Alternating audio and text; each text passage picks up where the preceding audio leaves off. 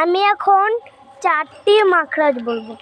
1 নম্বর মাখরাজ হলকে শুরু হইতে উচ্চারিত হয় হামজা হা।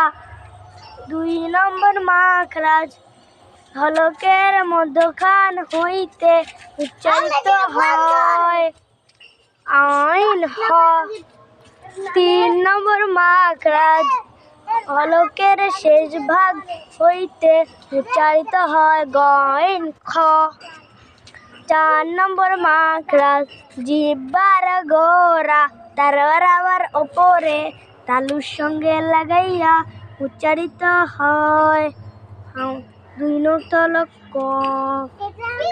আর দেখুন একটি গাছ, ছোট্ট গাছ আর আখ গাছ কতগুলো বড়। আর ওই দেখুন একটু ফাইটার জেট প্লেন নামলো, দেখলে দেখুন, না দেখলে নাই, আমার কি।